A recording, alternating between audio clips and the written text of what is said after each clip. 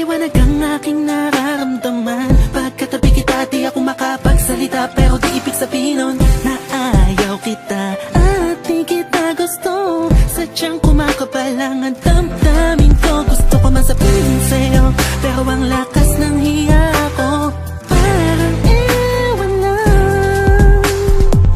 Pinipili ng buhay ko, handa kong ialay ang lahat. Sabihin mo lang at gagawin ko para lang sa'yo. Handa kong ibigay lahat ng samin sa'yo. Tik-tik-tik-tik-tik ko, kaya mawala ka sa'kin.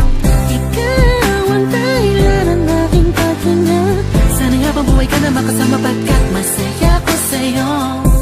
Naghihintay ng tala, nataraan sa aking paningin, pagkat gusto kong humiling na. Sana ang pinakatinatangi-tanging babae na sa'kin na kapag tulot ang kakaiba sa'yo di na mawalay pa. Dahil baka di ko kayanin to. Ikaw ang siyang pinaka-makistap na bituin para sa'king sinta, oh. At ikaw din lang siya nagsisilbing matamis na panaginip ko. Handa kong ibigay lahat ng sakin sa'yo. Tik-tik-tik-tik ko, kaya mawala ka sa'kin. Ikaw ang dahilan ng aking paghinga. Sana'y habang buhay ka na makasama, pagkat masaya ko sa'yo.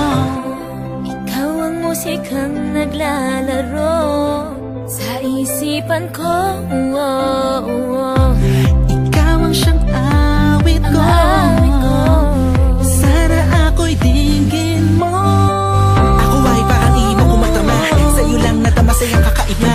Kumbaga ikaw si Wendy, ako si Peter Pan. Sana'y sumama ka sa'kin dun sa Neverland, na mapagsaluan natin ang pag-iibigan na walang katapusan, wala hanggan. Ikaw ang nagbigay kapuluan sa buhay ko, at ikaw ang siya sa akin na nagbigay kahulugan. Kung bakit ako pinanganak na magulang ko, siguro nga ay para lamang ipigin ang isang binibini na napapalutan ng mga anghel sa paligid na nagtutulot ng sayang nakakaparalisa.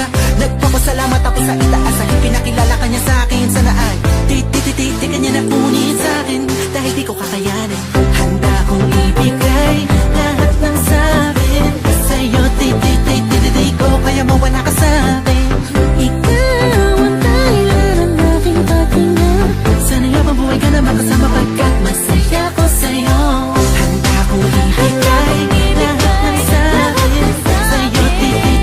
Di ko kaya mawala ka sa akin. Ikaw ang dahilan ng aking paghinga. Sana'y habang buhay ka na makasama, pagkat masaya ko sa'yo.